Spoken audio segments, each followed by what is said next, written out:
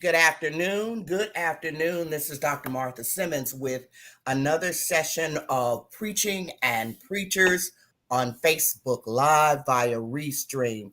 Good afternoon. Come on in and let me know that you are out there on another sunny Monday in Atlanta. Good morning to my people on the West Coast.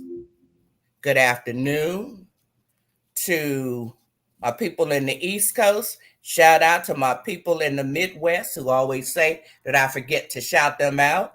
I'm shouting you out. Come on in and let me know that you are out there.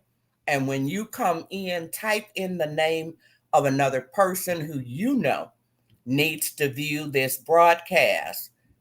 They can come on now, or it will be on my page for 2 weeks. So you can, a lot of people can get to check it out. It's a significant topic, and we definitely want people to know about it. We want people to know about it, and I am thrilled to have gotten the guests that I have to talk about it. Come on in. Good morning, Demetrius Edwards. Good to have you with me. Good afternoon to others.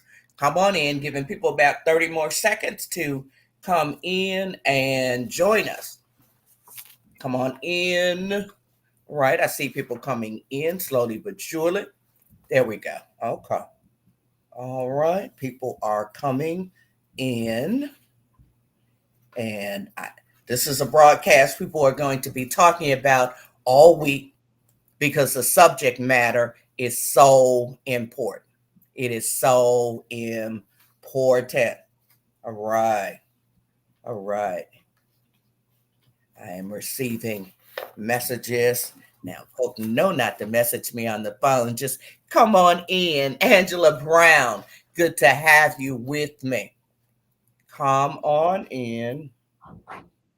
Okay, there we go. We're going to go ahead and get started because I want to give my guest as much time as possible on this important subject. As always, I am praying for those who are sick, praying for those experiencing a season of bereavement, and then we're praying for peace in regions around the world.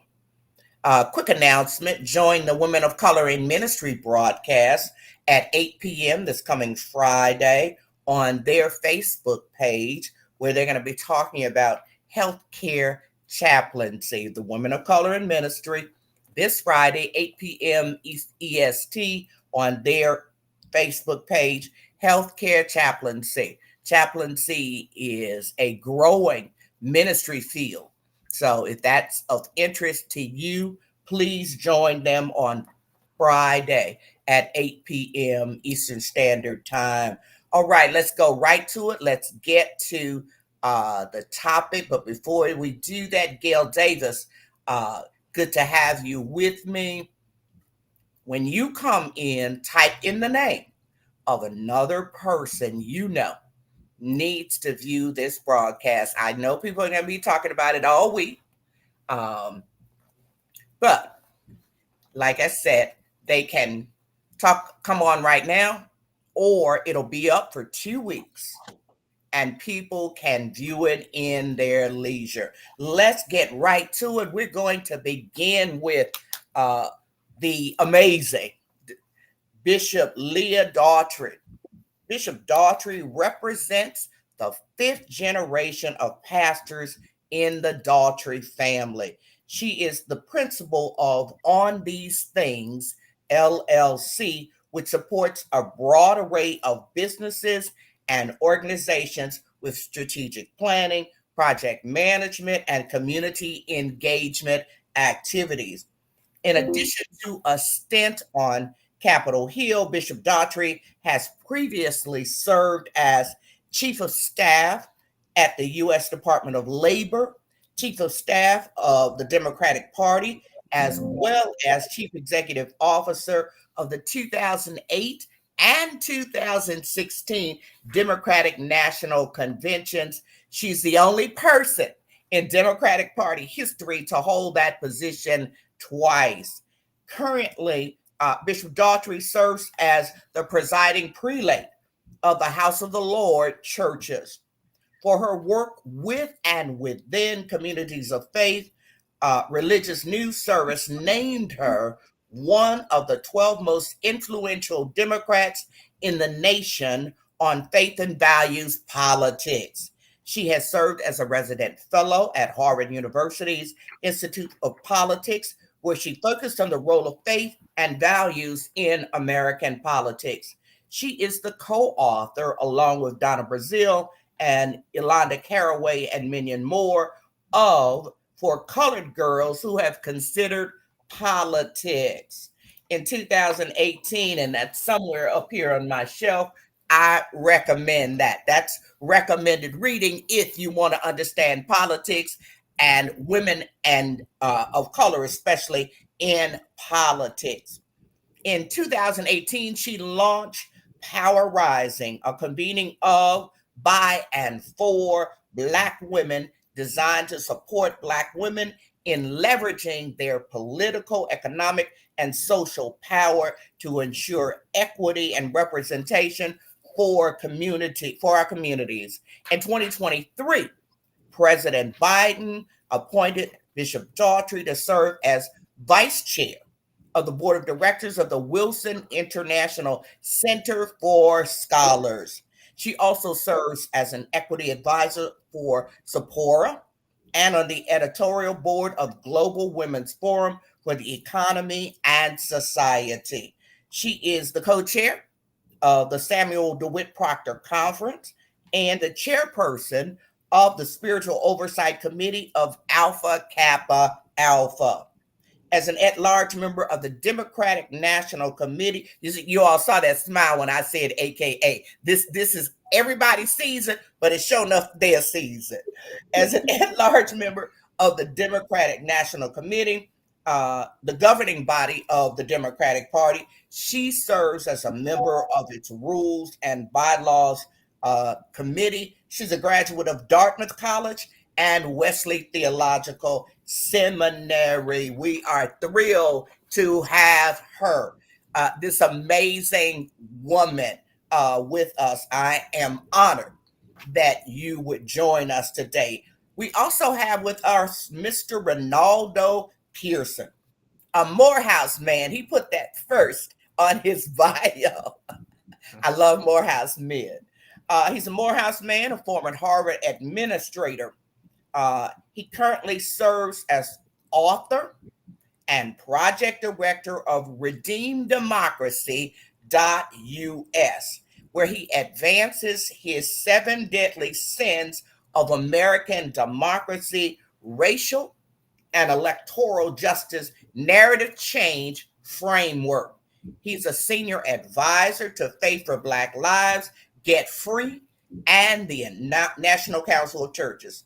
He served as the youngest member and spokesperson of the 200-member In Mass Incarceration Coalition that pushed the Obama administration to take executive action on criminal justice reform. He led the 2016 protest movement, which was called Democracy Spring, and that one led to pro-democracy legislation. Specifically, he earned the 2019 National Citizens Leadership Award in recognition of his 700-mile Democracy 911 walk.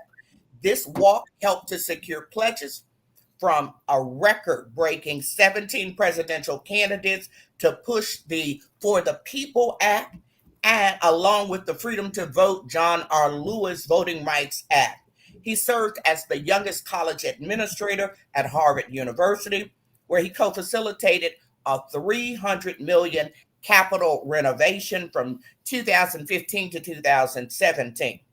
He also achieved a remarkable fundraising appeal when he called for the first of its kind reverse scholarships to free recent HBCU grads of crippling student loan debt.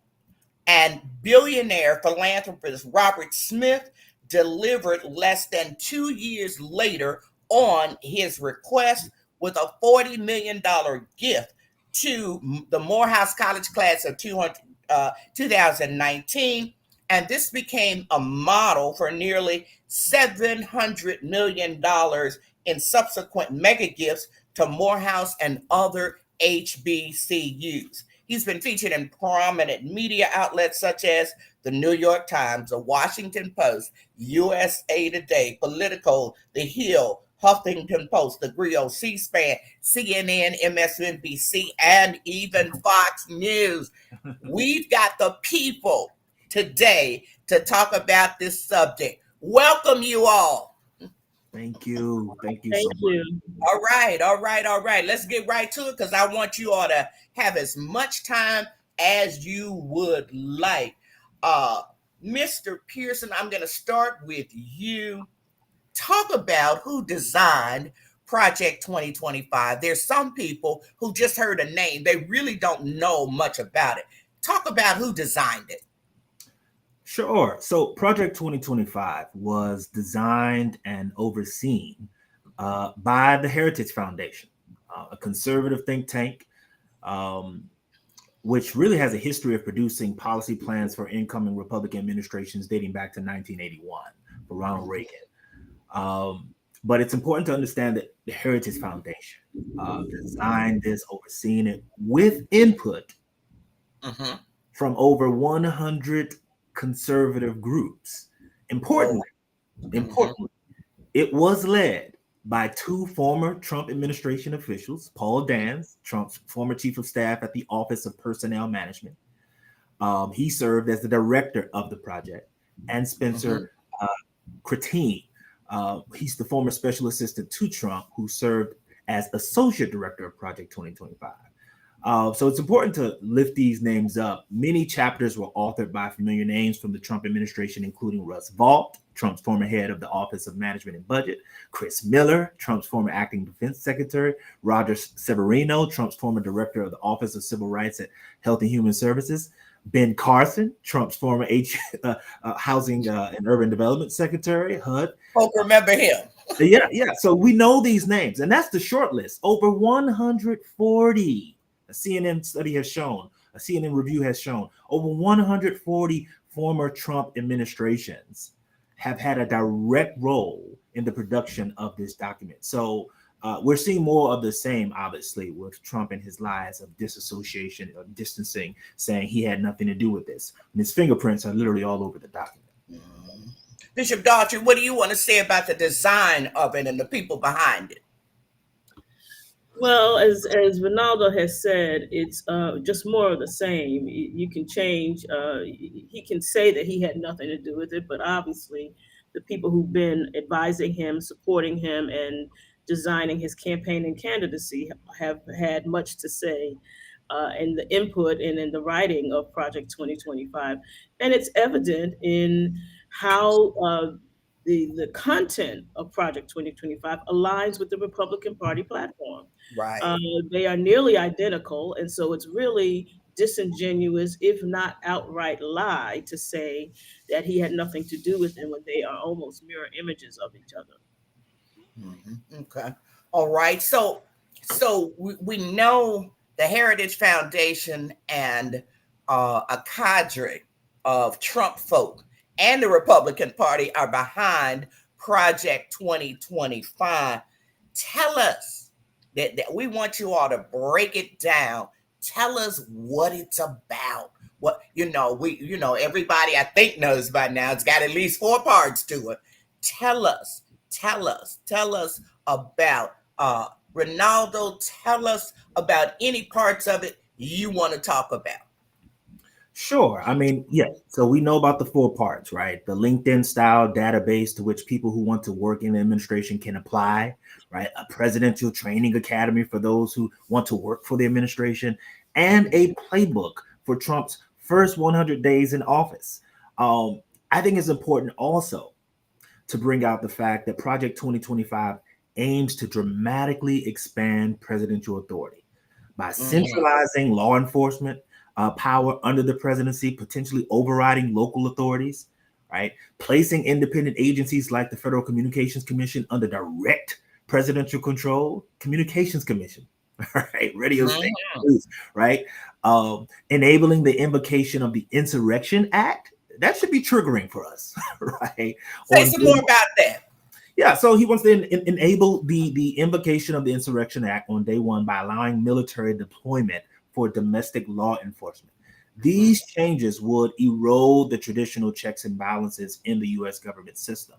We've already seen what the Supreme Court has done, breaking precedent by saying that a president is now immune, right, from criminal prosecution, and that they have all sorts of power. Do we really want to give that sort of unchecked power to someone who's already done the unprecedented, to someone who's directed an assault, an attack, a violent one that resulted in deaths on our democracy? So, in a very real sense, democracy is on the ballot this November, and I really want to yield to Bishop Daughtry. She's the expert here. I just sit at her feet. Bishop Daughtry, tell us about it. What's in this thing? So it has 4 goals, and we all heard it's 900 plus pages, right? Mhm. You can get a really good summary of this by going to centerforamericanprogress.org. They've got it broken down, and you can get the quick snapshots of what's in this. But the 4 stated goals are: 1, to restore the family, code words; 2, to dismantle the administrative state; 3, to defend the nation's sovereignty and borders, more code words; and 4, to secure the individual's God-given rights. That all sounds like, okay, what's the problem with that? But let's start with restoring the family. Uh, what they want to do is rename the Department of Health and Human Services to the Right. Department of Life. My The God. Department of Life. And they want to define the family as biblically based definition of married mother and father and children. That's a family. Mm-hmm. Mother and father and children. And they say that children should be raised by their biological Yeah. father and mother, and Yeah. all funding to hospitals, to schools, to government agencies, to state and local will be defined by and apportioned by this definition of a child being raised by their biological mother and father. Now, we know in the Black community, our definition of families are very broad. You got big mama and Right. aunties and godmamas who are raising children, Right. grandmothers who are raising children. Under their definition, our forms of family would be illegal, Right. Right. and My we need to God. be recognized. And we know how we are in black land. We just got, we have all kinds of, and listen, and there are certain families in difficult situations where one of the parents is not present because of a variety of reasons. Some of the parents needed to be separated That's from right. their families because of all kinds of reasons, and Mhm. to say that they must be raised by the biological mother and father is really a slap in the face to people's agencies, to the safety sometimes of Right. children, of the wife, of the husband. This is what they have written down, y'all. They wrote this down. Right. Right. Then let's get to eliminating the Department of Education, That's eliminating Head Start, no more student loan forgiveness, relaxing child labor laws, Yeah. so that your 13-year-old can now have a full-time job. That part.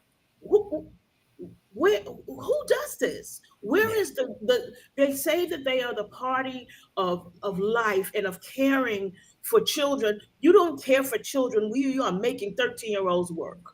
Right. You don't care for children when you are cutting Head Start and refusing to do school lunch programs. Right. You're seeing, and children are starving. This is part of what's in Project 2025. We could talk about healthcare. They want to eliminate the Affordable Care Act. They Right. want to Medicaid. They want to put a lifetime cap on Medicaid. So if you have a a catastrophic illness, and at some point your Medicaid's just gonna run out and they're gonna leave you to your own devices. They want to restrict your access to contraception. Yeah.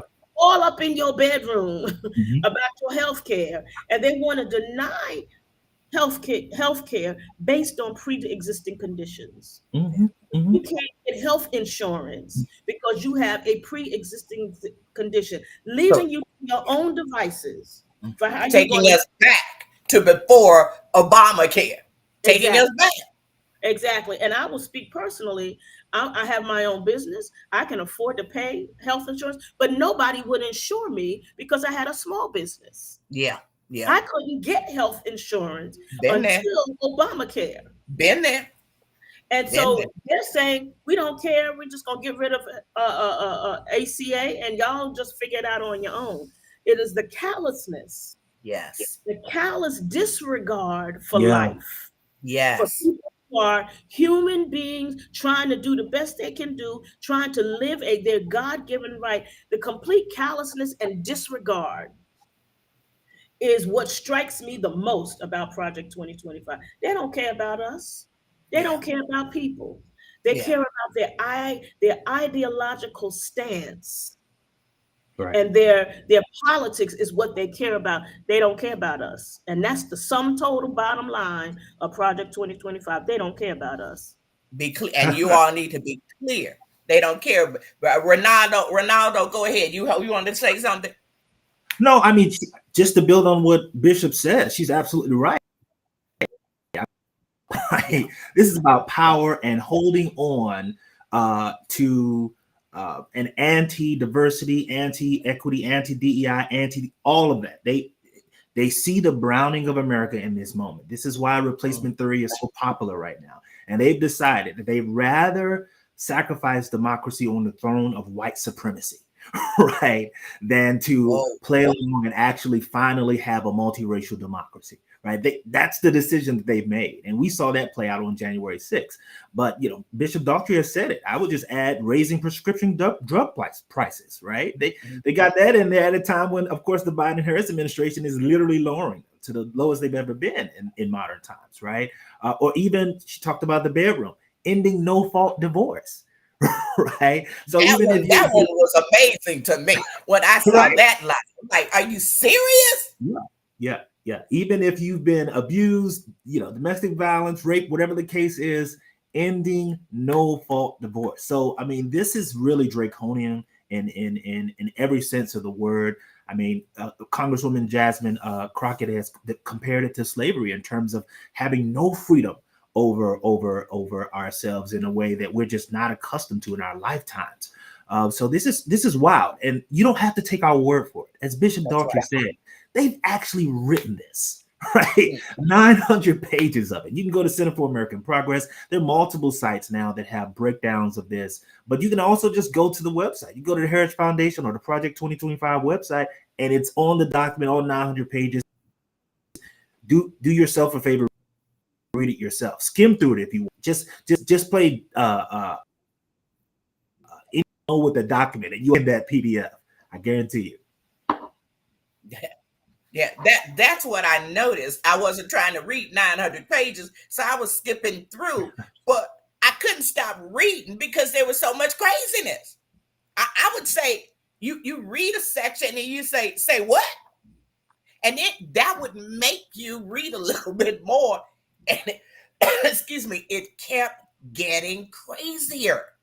It just kept getting crazier and scarier. So Bishop Daughtry, you talked about some of the things that are going to harm Black folk or harm everybody, because white folk got pre-existing conditions as well and need the Department of Education, and all of their children can't be raised by just the biological parent. But give me some other examples of how it specifically harms Black folk and poor folk. Well, I think one of the most egregious things is that it subsumes the power of the federal government under the presidency. Yes. So we have this authoritarian model of government, which is, I thought, why we left England, but I digress. So that all of the federal agencies, these independent agencies, now report directly to the president. So the president decides, including the Department of Justice. Yes. So that the Yeah. Department of Justice is no longer independent. And say what you want about the Department of Justice, but it has always been an independent actor making its own decisions, and separate and apart from the office of the presidency, which was what made President Trump's actions so egregious.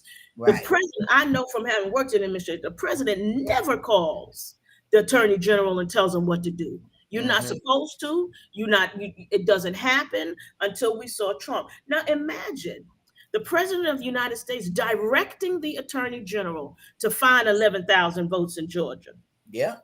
or directing them to kill a case and not prosecute a case, as in George Floyd. That Hmm. the president of the United States Yeah. Yeah. is now engaging himself in the day-to-day activities of these independent agencies and basically becoming a dictator and a king, taking us back where we came from to King George and whoever else. I thought that's what we were trying to get away from when America was founded. And they are taking us back to an authoritarian government where the president is the only thing that matters. And given the recent Supreme Court justice, recent Supreme Court decisions, you have immunity for a president. Yeah. The Right. president basically can do whatever they want. And that is never good for Black people. Never. You have one person who has no checks and no balances and is basically rewriting the Constitution of the United States to suit his whim and his fancy.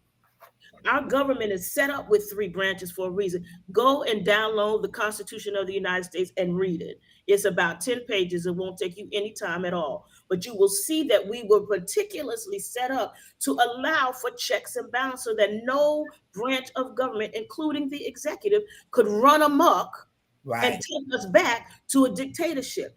This Project 2025 is basically saying we're going back to a Hmm. dictatorship. We're going back to an authoritarian style of government. He wants to eliminate the civil workforce. Yeah. Yeah. Right. People who work in government who are impartial, we all got government workers in our family. They just go to their job and do their work. They want to eliminate them and replace them with political people who are now going to be looking at your taxes, Hmm. who are going to be deciding whether your small business gets a license based on what they can find out about you. The perceived impartiality of the government is gone because of Yeah. how they're going to reset the way that the president has authority in this country, and that can never be good for Black folk. Never. Renaldo, what in your mind? What are some of the most ways that it damages Black folk and poor folk? Yes, to build on what Bishop said, it would dismantle affirmative action and diversity, equity, and inclusion programs, right? So bye-bye to all of that, right? And we're already seeing this happen because of what the Supreme Court, Trump's Supreme Court, I might add, has done. So, by the way, what does that mean? How does that play out? We're seeing it play out in even places like HBCUs, Howard universities, Right. medical schools, and these places where they have a express mission to uplift Black community. It's literally in the name, HBCU, right? But Right. because of these laws, they're having to reorient and find a different way to serve. This is ridiculous, right? So there's that. Directing the Department of Justice to focus on eliminating anti-white racism, right? A joke. Of course, rolling back protections against discrimination. And Bishop spoke to how it would shut down the Department of Education, right? No more student loan debt forgiveness. And also think about the historic amount of money, the billions of dollars that the Biden-Harris administration has given to support HBCUs, right? It comes through the Department of Education, right? Right.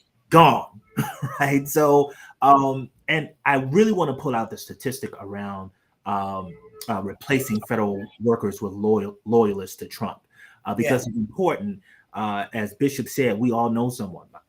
Both of my parents are retired from the federal government, and the majority of my family here in DC work for the federal government. In fact, Black Americans make up to 18%. That's nearly 1/5 of the federal workforce.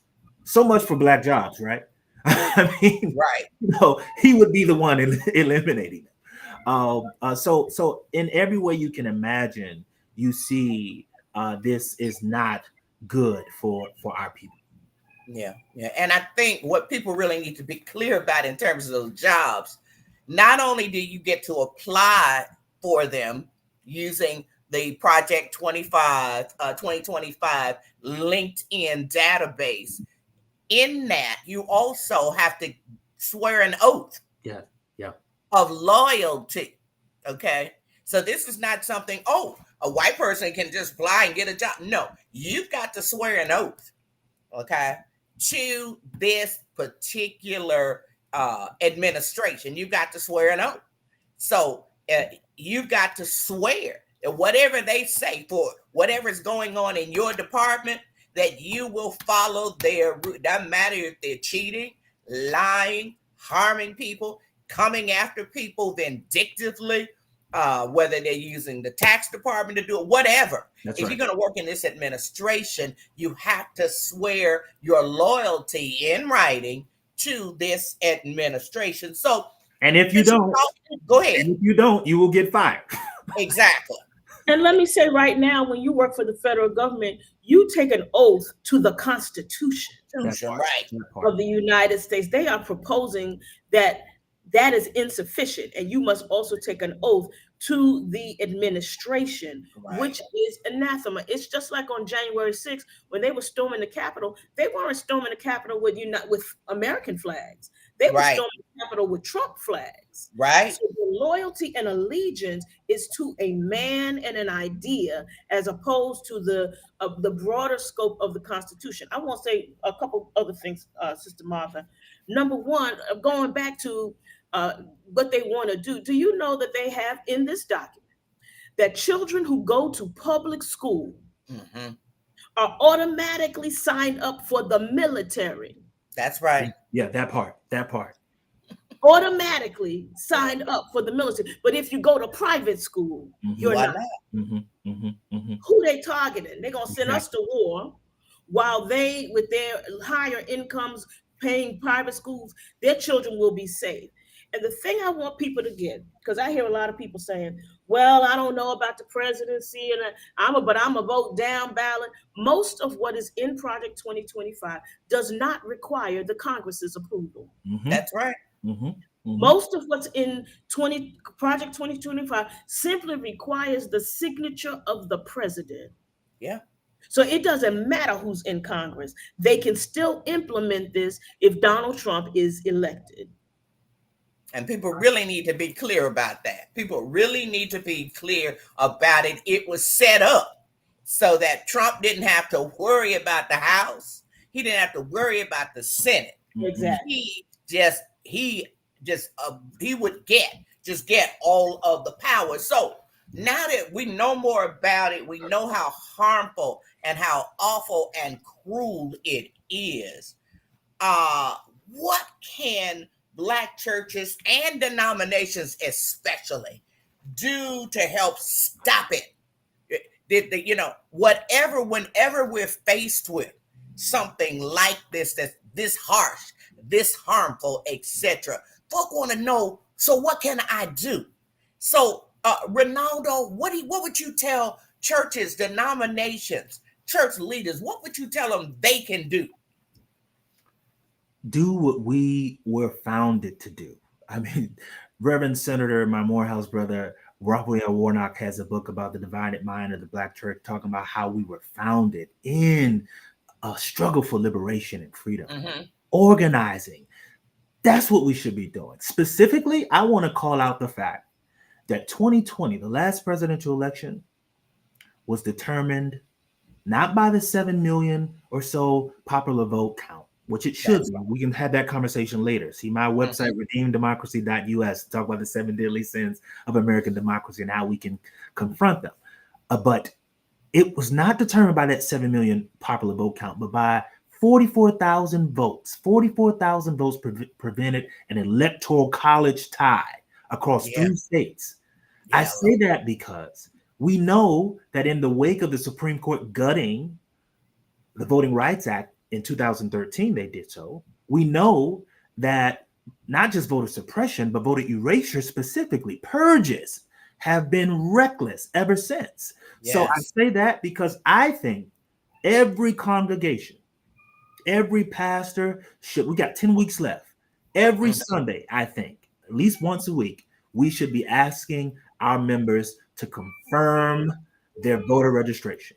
Absolutely. Confirm their voter registration. You can do that at vote.org. Easy to, right there. Or I would actually recommend one of the groups I work with, National Council of Churches.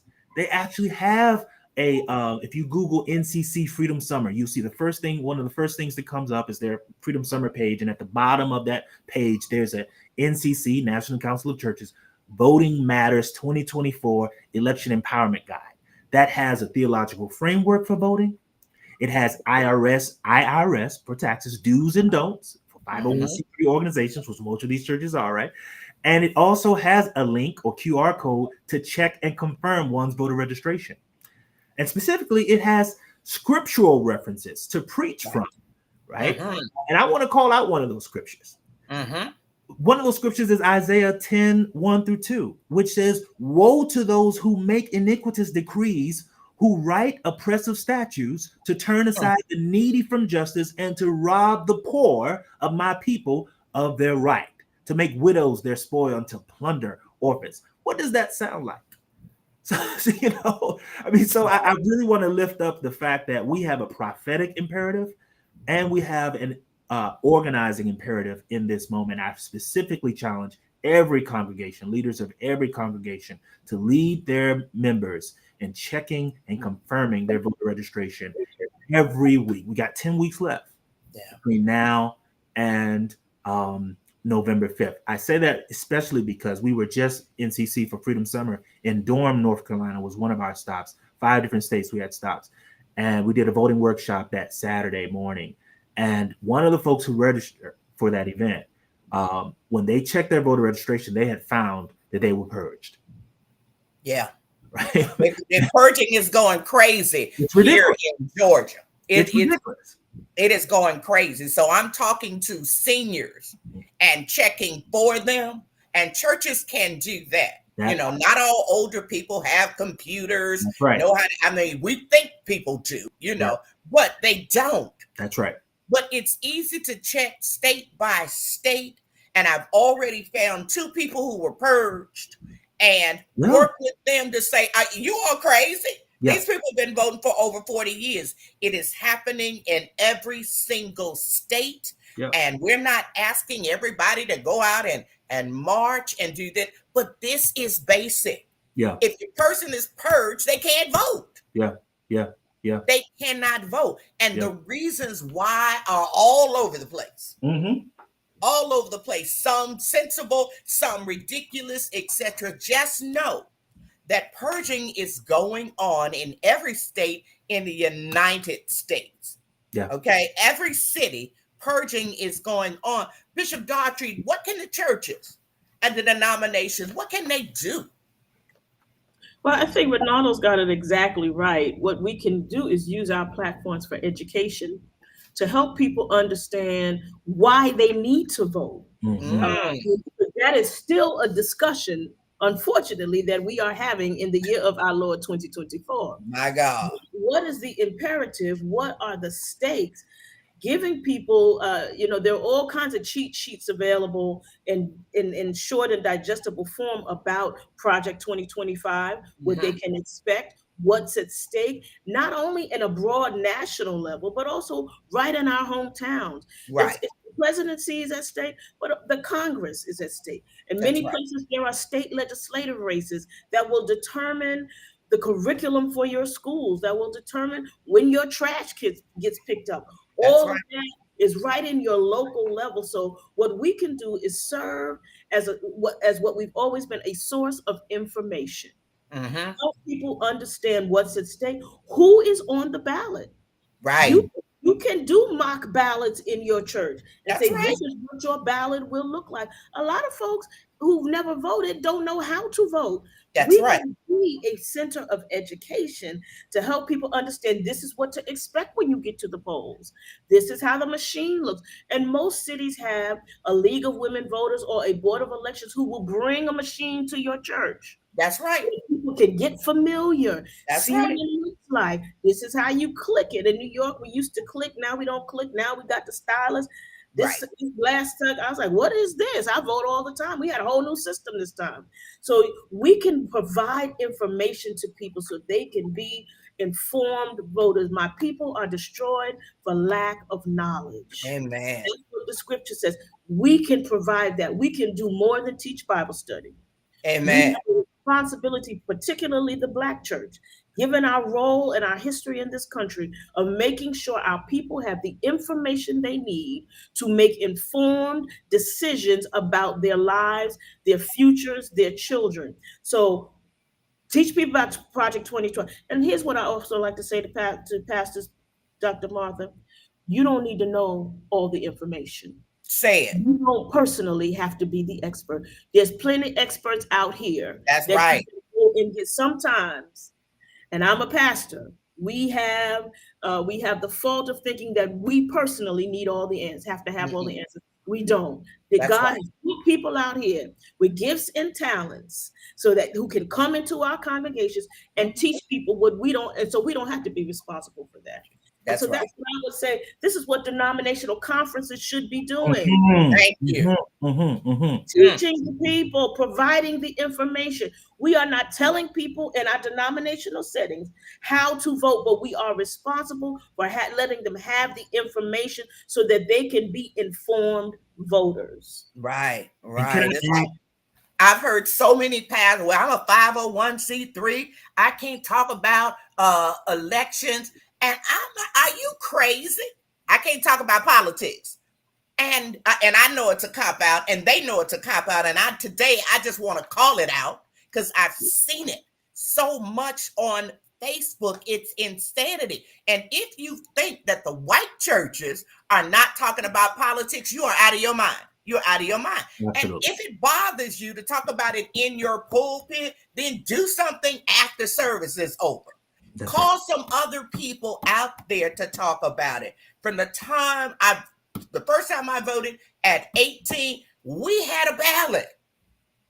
We had a ballot. I didn't know all of those people who were running for everything in Illinois, but we had a ballot, and I trusted the adults who put the ballot together. Everybody who came to church got a ballot. Okay? Everybody got a ballot. That's the least we can do. Yeah. As well as, like Bishop Daughtry said, you can have people come to your church and just say, look, there's no shame in not knowing how to operate this. We got young people who never voted. They don't know what the machines look like. Yeah. They don't know anything. Churches, we can do this. And I'm really pushing our denominations. We are having conferences and gatherings and the information about what's going on so critically, you see almost nothing. Right. Almost, it has been startling. Mm-hmm. It's been startling. And I'm just going to call it for what it's been startling. Yeah.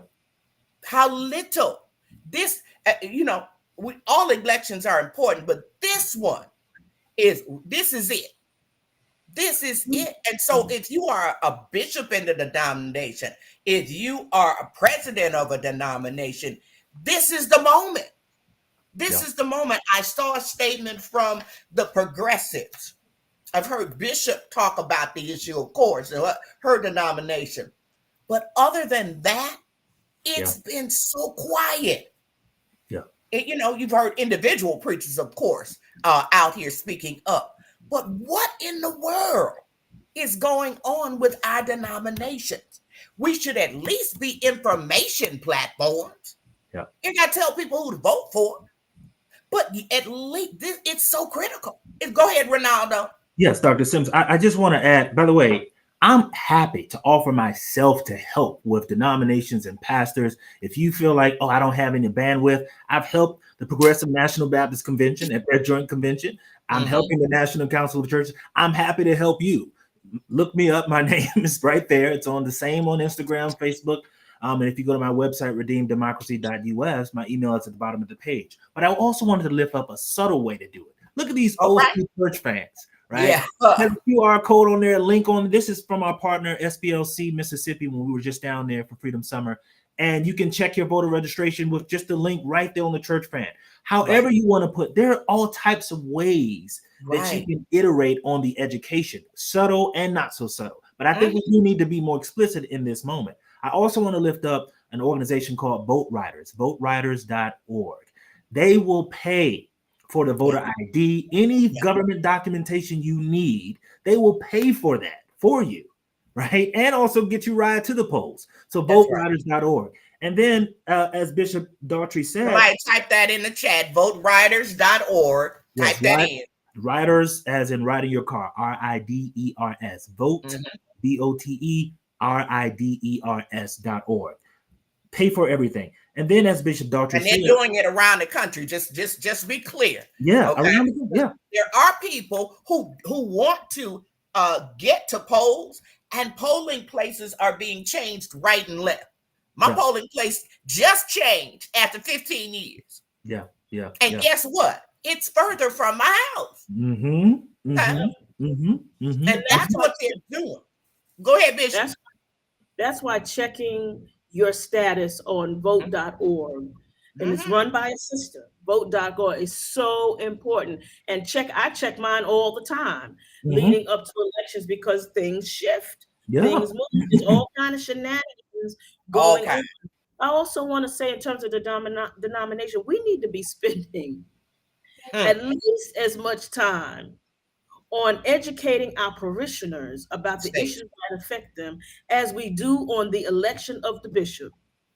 We spend a whole time campaigning for this one, and a whole lot of money campaigning for this one and that one to be the bishop and the auxiliary bishop and the whatever else bishop and the history, and spend no time on the things that are going to matter to the people that we serve every day in our congregations, whether there's going to be a public school or not, whether they're going to have health care or not, whether they're Medicaid or not.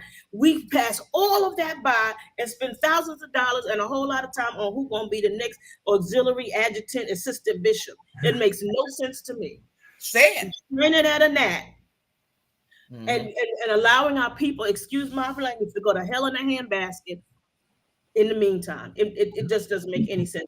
I also want to lift up blackchurchpac.org. This summer, we have been to nearly every denominational conference, doing workshops, doing teach-ins, doing preach-ins, at the invitation of the denominational leaders to come and help people understand what's going on. And it's the cadre between Freddie Haynes and Michael McBride and Tamika Mallory and all of these other big name preachers who are coming into denominational spaces and offering information. If you're interested in having that kind of thing come to your church, to your denomination, I want to put myself alongside Renaldo and offer myself and Black Church PAC. We'd be happy to come and do some teaching and preaching with your parishioners, with your members, about what's at stake and how they can be involved this season. Right. We just put that in the chat, blackchurchpac.org. Okay. And Dr. Simmons, if I may add just one number, like Bishop Daughtry said, even if you don't have all the answers, none of us do. But there is one number I want to make sure everyone has this season, and that is 866 our vote. That's 866-687-8683. That is the election protection hotline. You can call. Say that one more time. That number again is 866 our vote. So that's 866-687-8683. And that is the election protection hotline. Any questions you have? Oh, this person can't vote because they have a criminal record. That's actually not the case for 18 million people. Right. But so any questions you have, any, areas of confusion, call or text that number at any time, and you will get a nonpartisan source. And I want to lift up again that NCC voter empowerment guide. It has the IRS do's and don'ts. So you can't use that cop out about what you can and can't say in the church anymore. The guide is there. The theological framework is there from Bishop Vashti McKenzie, right? And then you have the scriptural reference to pre-Trump. No excuse this election. Yeah, and definitely. And one more site. This is the one that's go ahead, Bishop. By, Michelle Obama. It's called whenweallvote.org. When we all put it in the chat, y'all. And that's a great place to get information, to check your registration status, to register to vote, all of that. And that is run by, that's Michelle Obama's organization, whenweallvote.org. Whenweallvote.org. And especially, I definitely want to lift that 1-866 our vote number. We've seen all of this before. We've actually seen their playbook before, but I remember when Barack Obama first ran, how many lawyers, volunteers, and advocates had to be on the ground, at polling places, because we knew there were going to be shenanigans. We knew it. But this number also lets people, you got the phone in your hand. You see something crazy, somebody says something to you crazy, don't leave. Do not leave that polling place. Don't leave. That part. Call the number and be prepared. I tell people it may take 30 minutes, it may take an hour, but don't leave. Don't leave. There will be folk in line, folk outside polling places saying crazy stuff to you. And you will get some people who are part of the legislative process in your state who say crazy stuff to you. Don't leave. Do not leave. Call or text 1-866-687-8683.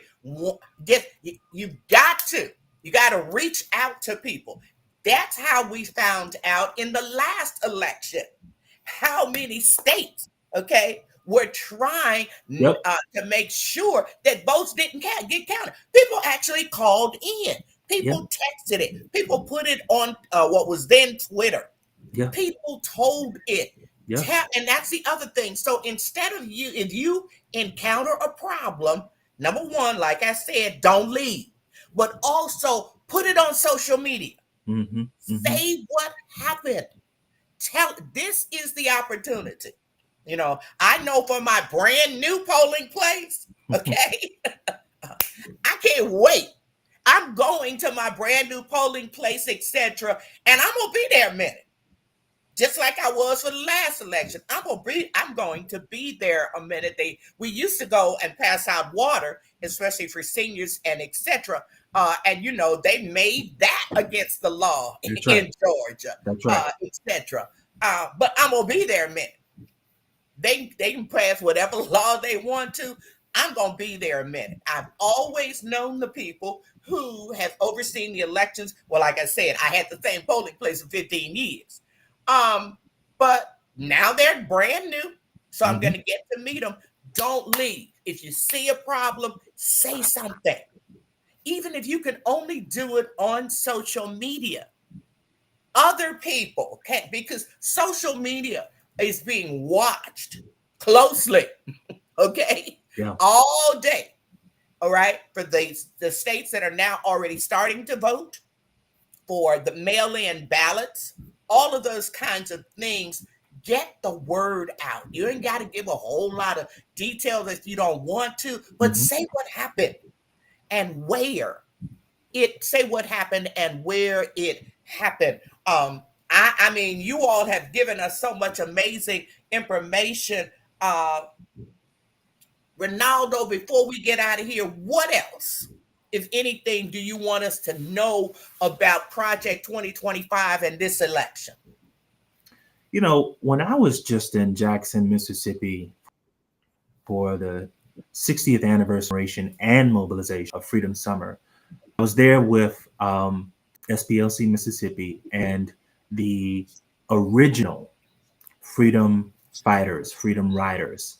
And one of the freedom song leaders, Dr. Charles Neblett, he led us in a few freedom songs, which you know, that's one of my passions too, is singing. So I lead freedom songs also, and we got to talk and sing together. But one of the songs he led at the end, he had a special request from another colleague of his, who I had learned about actually in James Lawson's Institute, Reverend Dr. James Lawson, who just transitioned to be an ancestor. I had learned about this brother who had walked up. I want to say his name is Dave. He had walked up to Dr. Charles while he was about to leave on his last song, and he requested a special song before they left. He requested that he sing "It May Be the Last Time." My God. Now he requested that because every time now that they get together, Yeah. another one of them is gone. Yes. Yes. And I learned from another one of their colleagues there. She had said that the SNCC, Student Nonviolent Coordinating Committee Legacy Fund, the majority of that fund now is going towards funerals. Right. For those legends. Yeah. So he sung that song and it was moving. I got chills, tears were shed. Maybe. Maybe the last time. I don't know. But he sung it from a personal context. And I talked to him after and I said, I was moved, but really, it can also be sung on a national context. Yes. It may be the last time for democracy. Whoa. I don't know. So I hope we really take heed to this moment and what's taking place, because what Project 2025 is about overall is about democracy or autocracy. And they are clearly saying that they want to go to authoritarianism and autocracy, not a presidency that's democratic elected and rules with checks and balances, but a king that's yes. Right.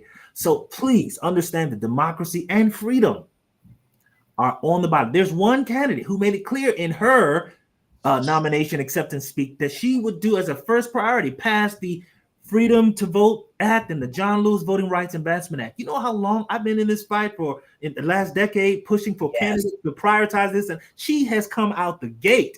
Almost every speech she's given, prioritizing to sign that into law if Congress passes it. And Democrats in Congress have said that they would override the Jim Crow filibuster in order to pass this legislation if given the majority in both chambers of Congress. Renaldo, I know you out there with the young people. You do TikTok, you do Instagram. You're out there with them. What are you saying to the young people out there who's like, look, she's not saying anything about Gaza. She's not stopping Netanyahu. So I'm not voting for her, or I'm staying home. What's your word for them? I say that it's always important. One, first of all, that's a lie, right? Exactly. Let's start with that, because she is saying something. She's saying more than anyone else in the administration, right? So she's not the president yet, right? Okay, so that's important. And then also it's important to understand that, as FDR said, as Obama said, make them do it. You still have a responsibility to push. We vote and we organize. That's right. But let's be clear about the difference between the two major candidates right now. One is saying that he will deport activists on campus around Palestinian rights. He will deport, right, and detain, right? And then the other is actually willing to engage and have conversation and be pushed. So let's be clear about what's on the ballot and what our choice is between the two. Even as we organize beyond this moment for finally achieving a multiracial democracy, finally achieving the repair, the reparations, finally achieving ranked choice voting so we can have viable third parties. But right now, third parties are not viable because of our current political system, our plurality system. If you vote for a third party candidate at the national level, you're actually supporting your least likely or least aligned candidate instead of the one you're more aligned with. So let's make sure we're clear about the two choices we have right now. And then after we get there, we can have the broader conversation about how we achieve electoral reform to have a full, moral, and multiracial democracy beyond this moment. Bishop, you get the last word. What else do you want folk to know? So just piggybacking on what Brother Renaldo talked about around third parties, I just want to just say this. We live in an electoral college system. That's it. Yeah. Third parties are great, but the time to talk about third parties is not election year. Thank you. It takes a lot of work. I'm from New York. We have a third party, the Working Families Party, who elects people all the time, but it took 20 years Yeah. to Mhm. get to that point. And right now, he is exactly correct. We have two choices because of the third parties. They're not on enough ballots in Right. enough states to win the electoral college. So that is that is a wasted vote because they cannot win. They're not on enough ballots. But let me just say this: there's a lot of talk about should we vote? What difference does it make? Why should we vote? Hmm. If our vote wasn't valuable, My we God. wouldn't be spending this much time That's right. dissuading us from voting That's and right. That's making it hard for us to vote and pulling us off the rolls right. Hmm. and all the shenanigans that they are doing state by state to keep Black and brown people from voting. They wouldn't be doing it if our vote Wouldn't. didn't. That's right. Yeah. So I want us to just keep that lens in mind. Sometimes they're trying real hard to keep us from the prize that they know we can win. Um, and I want to remind our audience that in all of the polling that we have done, what we know is the most influential people in elections Hmm. is not Beyonce, Mhm. Thank is not Taylor Swift. The most influential people in elections in your local community are still the local pastor, Still. the Mm. That's local right. minister still, and then the local community leaders. That That part. lady who sits on the corner and watches everything that's going on the block, That's still right. the most influential because that is how we get our information. Those are people that we trust. And so, for this particular group that we're talking to today, do not underestimate your influence. Yeah. Yes. Do not diminish your own voice. Tell people, share with people why they need to vote for whoever they voting for. They need to exercise their right to Right. vote. They need to not diminish and demean and dismiss their own importance. And that is a legacy of slavery that we have. Yeah. That's We don't understand how valuable we are as the local minister, the local pastor, the local faith leader. We have a responsibility to lift people, to lift their imaginations, to lift their idea of who they are, to understand that they are created in the image and the likeness of God. And so they have a divine preach, right preacher. Yeah. Preach. Yeah. Yeah. Yeah. to live and to breathe and to have the full and abundant life that God promised to us. And in this United States of America and Texas, as my grandmother would say, that is achievable through voting. God is not going to drop your Medicaid out the sky. There That's is it. a process for that. Yeah. God is not going to drop good public schools out of the sky. We That's can right. pray for all of that, but you got to pray and work. That's right. That's right. When John Lewis, and I'll conclude with this, when John Lewis was getting ready to go to join the movement with Dr. King, Mm-hmm. he went to his parents, and he was young, remember, he was 16 or 17, and his parents said, Right. no, you're too young, it's dangerous, you can't go. Well, he nagged them to death, and finally they said, okay, John, you could go. And his Hmm. dad took him to the bus with the backpack and the raincoat. You know that picture well. And his father, last thing his father said to him, well, John, you're going to the movement. Wasn't our choice, but this is what you want to do. But as long as you're going, Long as you're going. Right. long as you're going, remember to get in the way. That's it. That's it. Remember to get in the way. This election and what the two sides, Democrat and Republican, have set up is an opportunity for us to get in the way. Yeah. Say it. Say it. Design of what one side has for us. We get to, with our vote, get in the way. Iyanla would say, we get to interrupt the pattern. Yeah. We Mhm. say all the designs and the plans you have for us, not so. We're Right. going to get in the way of what this system is set up to diminish us, to demean us, to take us out of to call us out of our name, to tell us we're not children of God, to tell us that we don't have God-given sense to choose the path for our life, that we are not sentient beings created in the image and the likeness of God. Get in the way. Yeah. Yeah. Right now. Get in the way. Stand up, vote, get informed, vote. It's Dr. time. Simmons, That is It, the way to get in the way. it Doc- is. It is. Go Dr. ahead. Simmons, Go there's ahead, one thing Renaldo. about the young people I wanted to. I'm so glad Bishop just said all of that. I just heard a sermon. I don't know about you. I needed that. But I also wanted to add, and I wanted to add to the young people specifically. This is the first election that millennials and Gen Z will outnumber boomers and the silent generation. Right. 72 million millennials, my generation, eligible to vote this year. 41 million Gen Z voters, 8 million who will be voting for the first time. Right? First time. Yeah. So we're the most diverse generation in the history of this country. There's one party that represents that diversity, embraces it, champions it. And there's clearly another that is literally, in their own words, anti-diversity, equity, and inclusion. Yeah. So as my Morehouse president told us at Morehouse, he quoted a rabbi when he said that the world is equally balanced between good and evil. Your next act will tip the scale. Will tip the scale. I can't thank you all enough.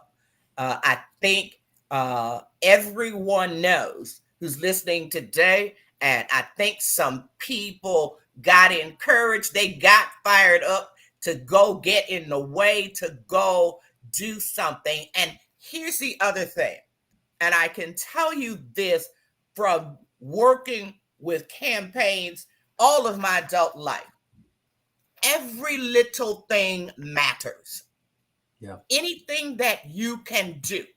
If you can get your next door neighbor to go vote, if you can get a cousin, a son, a grandson, a granddaughter to go vote, if you can put a flag in or a sign in your yard, everything matters. There's no small steps, okay? It's all of the steps.